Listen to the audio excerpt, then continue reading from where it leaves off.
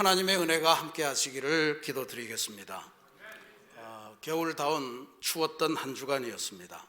그래도 우리 새신교우들은 요한계시록과 함께 했던 한 주간이기 때문에 신앙인과 교회를 향해서 하나님께서 최후 승리를 약속하신 그 소망 가운데 있었기에 넉넉하게 이길 수 있는 한 주였으리라 믿습니다.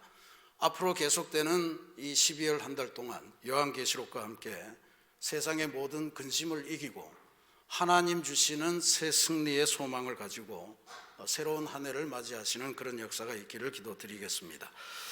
오늘은 요한계시록 두 번째 설교입니다. 오늘 우리가 주목하는 부분은 요한계시록에서 우리에게 가장 익숙하게 잘 알려져 있는 말씀인 소아시아 7교회에 임한 예수님의 계시와 예언의 말씀을 다루고 있습니다. 실제로 이 7교회에 주신 메시지는 요한계시록에서 가장 중요한 부분 중에 하나입니다. 왜냐하면 요한계시록이 쓰여진 이유가 바로 이 7교회가 잘 견디고 7교회가 끝까지 배신하지 않고 배교하지 않고 승리하기를 바라는 마음에서 쓰여졌기 때문에 그렇습니다. 요한계시록의 배경으로는 가장 중요하다 이 말씀이에요. 왜냐하면 당시에는 로마 치하에서 살고 있었고 로마 황제가 하나님이요 그리스도다라고 하는 것을 모든 사람들이 고백해야 되는 그러한 상황에서 그것을 고백하지 않으면 때로는 화형대에 타 죽고 또 교수대에서 목 잘려 죽고 혹은 수날을 여러 날을 굶은 사자의 밥이 되는 그러한 형벌에 처하는 그러한 상황이었기 때문에 그랬습니다. 그래서 이 7교회 성도들이 흔들리지 말고 이제 로마도 끝이 나가니까 죽임당한 어린 양의 최후 승리가 눈앞에 있으니까 흔들리지 말고 끝까지 믿음 지키고 승리하라 하는 권면의 말씀을 주시는 것이 바로 요한계시록의 실질적인 내용입니다. 그래서 오늘 우리가 묵상하는 이 7교회가 어디에 붙어 있는지 그것부터 한번 지도를 보면서 확인하시겠습니다. 저게 소아시아라고 부르고 성경에서는 아시아 마이너 이렇게 이제 영어로 부르죠. 그리고 지금의 터키 지역입니다. 터키 지역인데 저기 보면 밑에서부터 왼쪽 밑에서부터 에베소 성경에 나오는 순서대로입니다. 에베소, 서머나, 버가모, 두아디라, 사데, 필라델비아, 그 다음에 라오디게아 이렇게 되어 있습니다. 그러니까 이렇게 보면 이쪽 바다 건너가 유럽이고요. 저기가 아시아인데 형태로 보면 소아시아를 이렇게 위에서 뚜껑으로 덮은 것 같은 그런 모양으로 진행이 되죠. 화살표가 이렇게 갑니다. 그 옆에 밑에서 줄이 올라가는 저기가 바로 요한이 갇혀있는 밤모섬이랍니다. 요새 터키 여행 가시는 분들은 파트모스 이렇게 부르죠. 밤모섬입니다. 저기에서 감옥에 갇혀 있었는데 거기에서 예수님의 환상을 보고 그것을 기록해서 전달한 것이 바로 계시록이다. 이렇게 딱 보면요, 밤모섬에서 제일 가까운 에베소 교회에다가 요한계시록을 전달했을 거고 그 전달된 요한계시록이 위로 올라가면서 서머나, 버가모 그리고 옆으로 가서 두아디라 그리고 사데, 빌라델비아, 라오디게아 이렇게 돌았다라고 하는 것을 의미하는 거예요. 뭐 어느 교회가 더 중요해서 1번이 된 것이 아니고 밤모에서 가장 가까운 순서에서부터 이렇게 쭉 소아시아를 한 바퀴 돌았다 이렇게 보시면 됩니다. 이걸 기억하시는 건 중요해요. 왜냐하면 오늘날 우리들은 만약에 저 교회에다 편지를 쓰라 그러면 어떻게 해요? 편지를 7통 복사를 하는 거죠. 그래서 각각으로 다 보내버리면 되는데 옛날에는 그렇지 않았다는 거예요. 이게 복사하기도 어려웠고 다시 쓴다는 것도 굉장히 어려웠기 때문에 그 두루마리 양 가죽에다가 혹은 그 갈대잎에다가 쓴 그것을 가지고 한 교회에서 충분히 돌려보고 그 다음 교회로 넘겨서 그 다음 교회가 또 돌려보고 그래서 요한계시록이 편지라고 말씀드렸는데 회람용 편지였다. 그러니까 에베소 교회는 자기네 교회에게 주신 말씀만 본 것이 아니고 라오디게아 교회가 뭔 일이 있는지 그것도 함께 보았던 그러한 회람용 편지였다라고 하는 것을 기억하는 게 중요합니다. 이게 베드로전서 1장 1절에도 보면요, 베드로 사도가 베드로 전서를 쓰면서 이렇게 합니다. 본도와 갈라디아와 갑바도기아와 아시아와 비두니아에 흩어져 있는 나그네 여러분에게 문안합니다. 그러니까 이건 다 이렇게 편지를 돌렸다는 이런 이야기죠. 그게 당시의 풍습이었던 것 같습니다. 이게 계시록을 받아본 순서였을 거다라고 하는 걸 먼저 머리에 담으시고, 오늘은 이 7교회를 향해 주신 예수님의 평가와 예언의 말씀을 어떻게 읽는 것이 좋은가, 또 그 말씀은 오늘 우리에게는 무슨 의미가 있는가 하는 것을 함께 묵상하면서 은혜를 나누도록 하겠습니다. 맨 먼저 중요한 것은 역시 제가 말씀드린 대로 이 편지는, 이 계시록은 회람용 편지였다라고 하는 것을 기억하는 것이 중요합니다. 교회가 나오는 순서는 교회의 중요도나 예수님이 특별히 더 사랑해서 1번이고 7번이고 뭐 그런 게 아니란 이야기. 그냥 편지가 돌아가는 순서로 그렇게 돼 있고, 저 지도를 보시면 완전히 소아시아를 이렇게 덮고 있는 거니까 소아시아의 7교회가 대표적으로 선발이 됐고, 실상은 모든 교회에 주시는 말씀이다, 이렇게 읽으시는 게 중요합니다. 그리고 이걸 가능하게 하는 것이 바로 7교회가 선택되었다. 7이라고 하는 숫자 때문에 그렇습니다. 7이라고 하는 것은 이스라엘 사람들에게는 완전한 수, 그 이상 더 알 수 없는 그런 숫자를 말합니다. 그러니까 하나, 둘, 셋, 세다가 7 이러면 끝, 이렇게 되는 거예요. 우리 한자 문화권에서는 9구자가 그 역할을 합니다. 9구자. 여러분, 구말리라고 하는 말 들어보셨죠? 이 구말리라고 하는 말이 우리 4km가 심리니까 이게 무슨 36,000km를 표현하는 말이 구말리가 아니에요. 우리가 상상도 할 수 없는 아주 먼 거리, 어마어마한 그러한 거리를 구말리라고 합니다. 그래서 젊은이들 보고 하는 말이 앞길이 구말리 같다 이러잖아요. 이게 바로 그런 말이에요. 그러니까 이 아이의 장래가 상상도 할 수 없을 정도로 완전히 열려 있고 아주 어마어마한 길이를 아직은 살아가야 된다, 이런 의미로 하는 거죠. 임금님이 계신 대궐을 구중궁궐이라, 이런 표현도 씁니다. 구중이라고 하는 것은 9겹이라는 뜻이에요. 실제로 문이 9개 있다, 이렇게도 해석을 할 수 있지만 임금님은 감히 볼 수 없는 아주 깊고 깊은 골 속에 계시다라고 하는 의미입니다. 구중심처, 비슷한 이야기죠. 그러니까 이 9이라고 하는 말처럼 7이라고 하는 것도 그 7이 선택됐다는 게 중요한 게 아니고, 7교회라고 하는 것은 소아시아의 모든 교회다라고 하는 것을 의미하는 그런 표현이고, 그 중에 7교회를 선정해서 대표적으로 이야기를 한다, 이렇게 이해를 하시는 게 올바른 이해입니다. 우리가 요한계시록 이 3장을 이제 공부할 때, 성경 공부를 하면 주로 하는 게 어느 교회는 칭찬만 받았냐, 어느 교회는 꾸중만 받았냐, 어느 교회는 어떤 칭찬을 받았고 어떤 교회는 어떤 꾸중을 받았냐, 각 교회마다 차이가 뭐냐, 뭐 이런 거를 뭐 한번 찾아보십시오. 도포에 걸어가지고 뭐 예수님이 뭐라고 그러고 막 차이와, 그리고 각 교회가 어떻게 다른 상급과 뭐 이런 것들을 누리는가, 이런 것에 대한 차이를 주로 이야기하는 것이 이 성경 공부의 핵심인 것처럼 되어 있는데, 그거 중요한 이야기입니다만 그게 목적이 되어서는 안 됩니다. 요한계시록에 나오는 7교회에 주시는 메시지는요, 어떤 교회가 어떤 상급을 받았느냐 이것을 외우는 것이 문제 아니고, 하나님께서 원하시는 교회는 어떤 모습을 가지고 있는가, 그것을 종합적으로 이해하라는 거예요. 하나님께서 바라시고 하나님께서 기뻐하시고 하나님께서 책망하시는 요소가 어떤 게 있을 수 있는가, 그것을 우리가 살피는 것이 이 7교회의 메시지를 읽을 때 가장 중요한 이야기입니다. 그러니까 빌라델비아 교회가 칭찬만 받았다고 해서 나는 다른 교회들하고는 달라, 우리는 아무런 책망할 것이 없어, 이렇게 보면 안 된다는 이야기. 라오디게아 교회가 책망만 받았다고 해서 그놈의 교회는 진작에 없어져야 될 교회야, 이렇게 하시는 것도 아니라는 거예요. 가만히 읽어보시면 칭찬만 받고 책망만 받고 칭찬도 받고 책망만 받고 모든 교회의 전부 다 이기는 자는 하면서 그에 걸맞는 상급을 약속하셨다. 그러니까 어떤 교회도 버릴 교회가 없다는 것을 하나님께서 말씀하시는 거라. 그래서 이 7교회에게 주시는 말씀, 이거는 전부 다 오늘의 아름다운 교회를 이루기 위해서 우리에게 필요한 말씀이고, 7교회 어떤 교회가 범했던 범죄나 잘못도 오늘 우리도 범할 수 있는 가능성이 있는 그러한 허물이다, 이렇게 보셔야 되고요.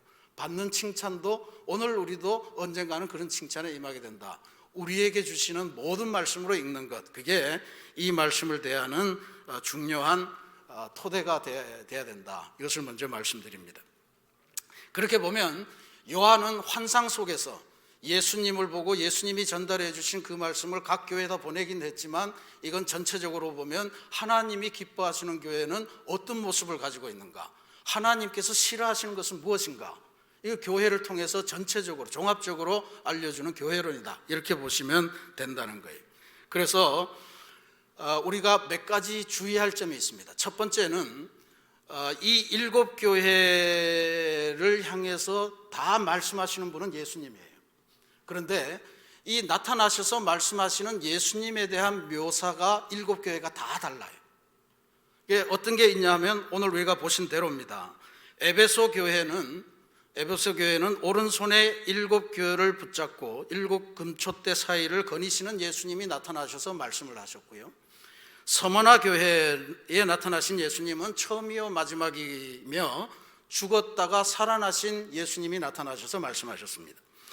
버가모 교회에 나타나신 예수님은 좌우에 날성검을 가지신 분으로 표현이 됐습니다. 두아디라 교회에 나타나신 예수님은 그 눈이 불꽃 같고 그 발이 빛난 주석 같은 하나님의 아들로 묘사가 됐습니다.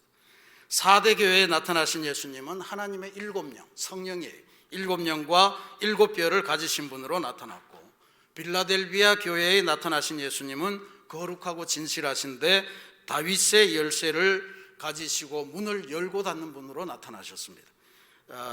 주님이 열면 닫을 사람이 없고 주님이 닫아버리면 열 사람이 없는 그런 절대적인 권력을 가지신 분이에요. 그리고 마지막으로 라오디게아 교회에 오신 예수님은 아멘이시요 충성되고 참된 증인이고 하나님의 창조의 근본이 되신 분이시다. 이렇게 예수님을 묘사하는 표현이 다 달라요. 그러니까 이걸 우리가 잘 이해하셔야 됩니다. 요한이 받은 계시는 초대교회, 그리고 오늘 우리들도 예수님에 대한 고백, 예수님의 고백이 이렇게 다양할 수 있다는 걸 이해하고, 오늘 우리가 우리의 삶의 현장에서 고백해야 될 예수님의 모습이 어떤 건가, 이것을 우리들에게 예시로 알려주는 말씀이다, 이렇게 보시면 됩니다. 이 말씀이 어디에 나오냐 하면, 지난주에 우리가 본문으로 택했던 계시록 1장 9절부터 20절 사이에 요한이 직접 밤모섬에서 예수님을 보는데 그 예수님의 모습을 다니엘서에 나타난 여러 가지 상징과 그 모습을 그대로 인용하면서 묘사를 했어요. 요한이 봤던 그 예수님의 모습이 지금 7교회에 하나하나 가서 배치가 돼 있다. 이게 바로 우리가 주목해야 되는 점입니다. 그러니까 예수님에 대한 고백, 이것이 이렇게 다양할 수 있는데 왜 그러면 하나만 택했냐? 모든 것들을 다 해서 이분이 거기도 있고 이렇게 해야 되는데, 왜냐하면 이 예수님에 대한 고백이 고백으로 끝나지 않고 그 모습에 합당한 상급과 심판의 경고로 이어지고 있다는 점 또한 우리가 주목하셔야 됩니다. 금촛대를 잡고 계시고 그 속을 왔다 갔다 하시는 분은 너희들이 회개하지 않으면 내가 이 촛대를 너희들에게서 옮겨버릴 거다, 촛대에 대한 말씀을 하십니다. 죽었다가 살아나신 예수님은 생명의 면류관을 약속하시고 둘째 사망의 해를 너희가 받지 않게 하겠다 하는 상급도 약속을 하십니다. 불꽃 같은 눈을 가지신 예수님은 사람의 뜻과 마음을 살피시는 분으로 나타나고, 좌우의 날성검을 가지신 예수님은 만약에 회개하지 않으면 이 내 입의 검으로 너희들이 직접 공격을 받을 거다, 심판을 경고하십니다. 다윗의 열쇠를 가지신 예수님은 열린 문의 은총, 하늘의 열린 문을 약속하시면 그런 분으로 나타나시고요. 7명, 성령이라고 그랬죠. 7명과 7별을 가지신 예수님은 도둑같이 이루는 성령의 역사를 말씀하십니다.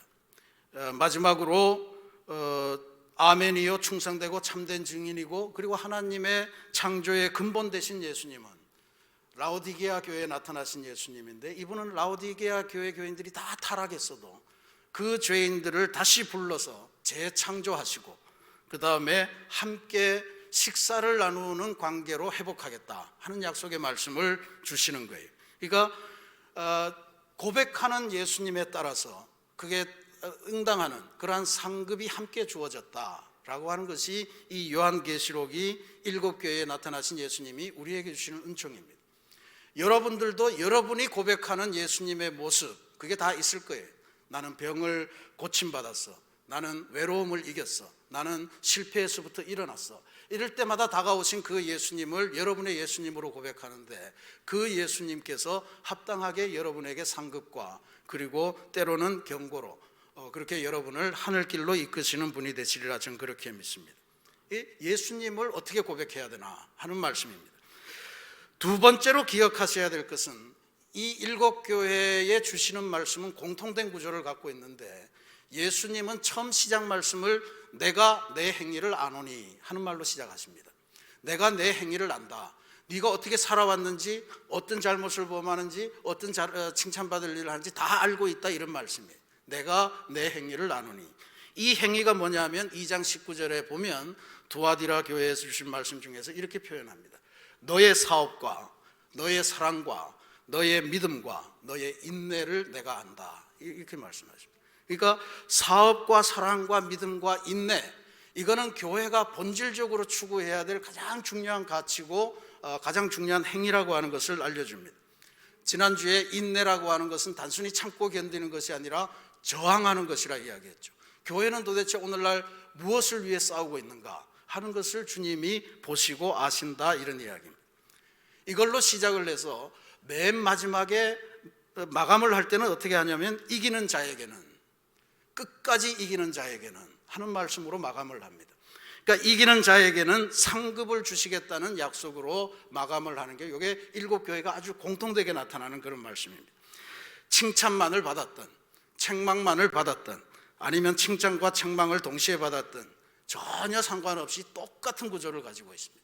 모든 교회가 다 꾸중도 받더라도 마지막까지 싸워서 이기면 누구든지 예비된 상급이 있다, 하늘의 상급이 있다라고 하는 것을 알려주시는 말씀입니다.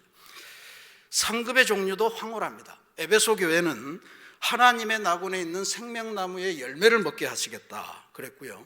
서머나 교회는 둘째 사망해 더 이상 죽음이 없이 영생을 누리게 하시겠다 하는 상급을 주셨고, 버가모 교회는 좌우의 날성검입니다. 하나님의 말씀, 감추어졌던 만나와 흰돌을 주시겠다 말씀하셨고, 두아디라 교회에는 새벽별을 주시겠다 그랬고요.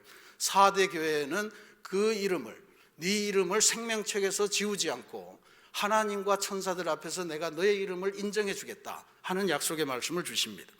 그 다음에 빌라델비아 교회는 너희가 나중에 끝까지 이기면 하나님 성전의 기둥으로 삼겠고, 그 기둥에는 새 예루살렘의 이름과 예수님이 새롭게 얻는 새 이름을 거기에 너희들의 몸에 새겨주겠다, 이런 약속을 해주십니다. 심지어 책망만 받은 라오디게아 교회도 끝까지 이기는 자에게는 주님의 보좌에 너희도 나와 함께 앉게 되겠다 하는 상급을 허락해 주십니다. 이게 중요합니다. 이게 중요해요. 7교회에 나타난 예수님의 모습이 사도 요한이 1장 9절부터 20절까지 미리 보았던 예수님의 그 모습을 풀어놓은 거라고 그랬잖아요.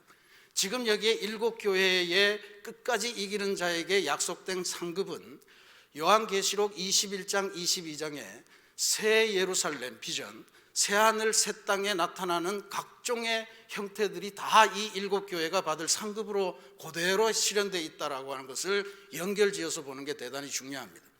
이거는 대단히 중요한 거예요.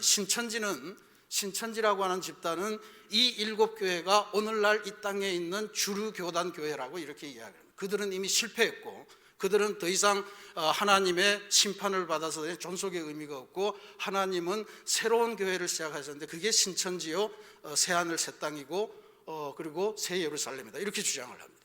근데 오늘 우리가 이 말씀을 보면 소아시아 문제 많은 7교회들, 이 교회들이 싸워서 끝까지 이기면 그 다음에 새하늘 새 땅의 비전, 새 예루살렘에 이루어질 그 놀라운 천국 생명 열매를 먹고 둘째 사망의 해를 피하고 각종 하나님 나라의 기둥이 되고, 그리고 감추어졌던 만나와 흰돌을 받고 이런 요한 계시록의 최종장인 새하늘 새 땅에서 이루어질 천국의 그 위대한 상급이 바로 이 7교회가 끝까지 싸워 이기면 그대로 얻는다, 이렇게 되는 거예요.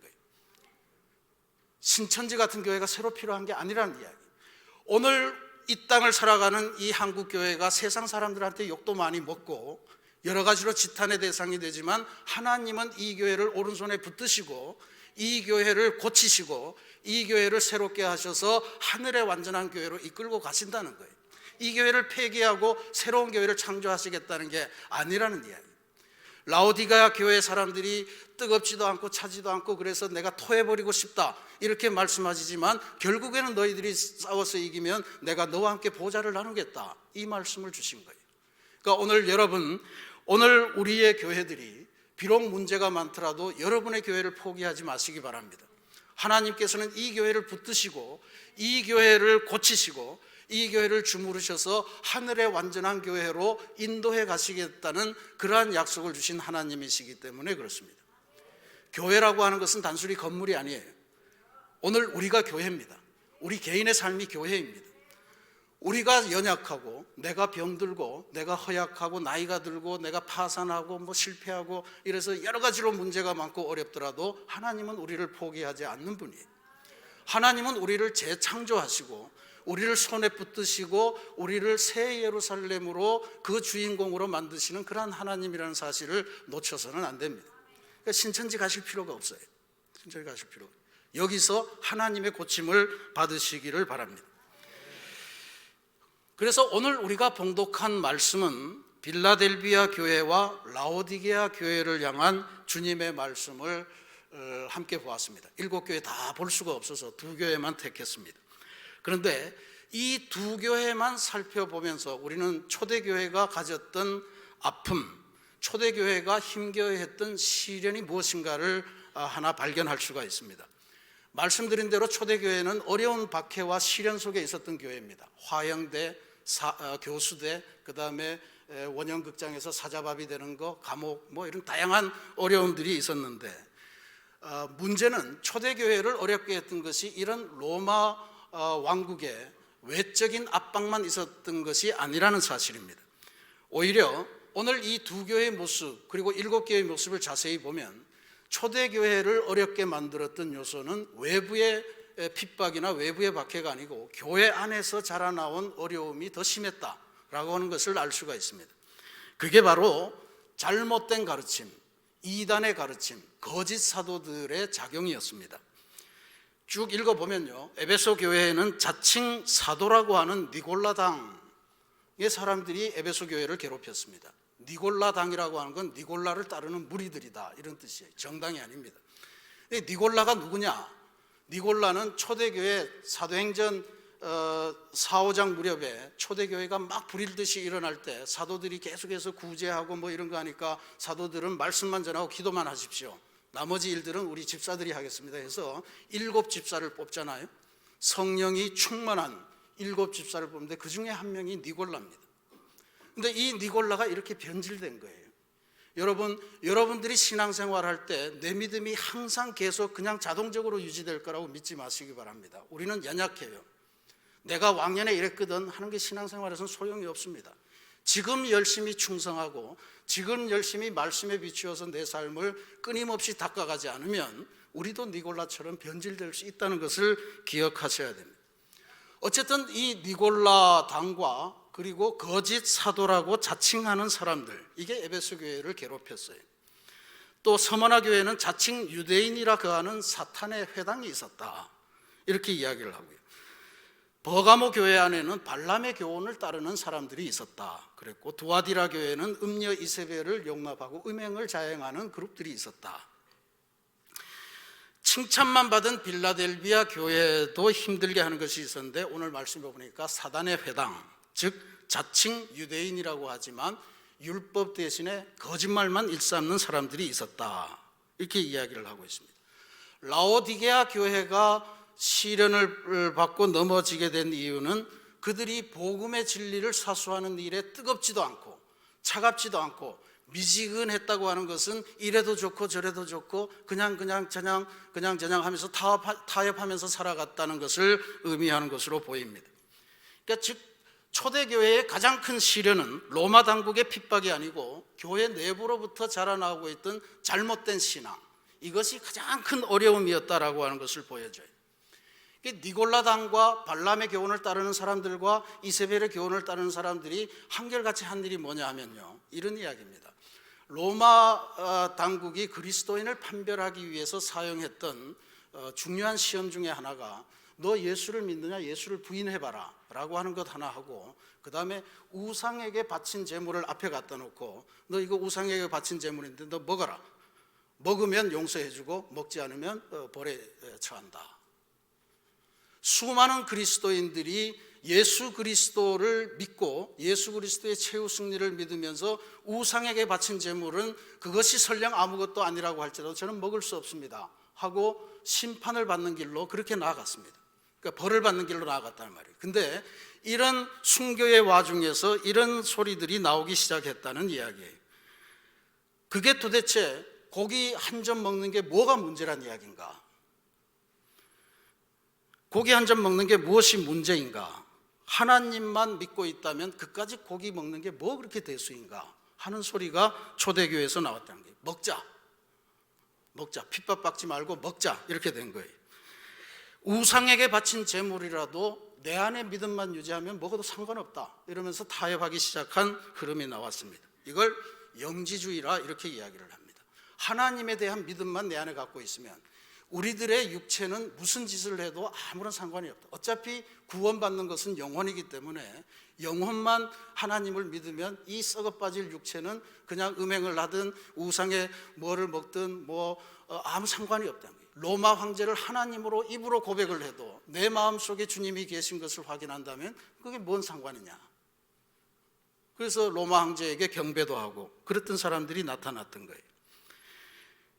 특별히 라오디게아 사람들을 보면 이 사람들은 무슨 박해를 받은 흔적을 발견할 수가 없습니다. 17절 말씀을 보면 그들이 늘 이런 말을 했다는 게 나옵니다. 나는 부자라 부여하여 부족한 것이 없다. 나는 부자라 부여하여 부족한 것이 없다. 그러니까 평안했던 거예요. 평안했고 누가 날 건드리지 않으면 시키는 대로 로마 황제도 하나님이십니다 고백하고 또 핍박이 올 것 같으면 우상에 바친 제물이라도 먹고, 그래서 아무 문제 없이 부족함 없이 그렇게 살았다는 걸 이야기해요. 그런데 예수님은 그들의 실상을 분명히 이렇게 봅니다.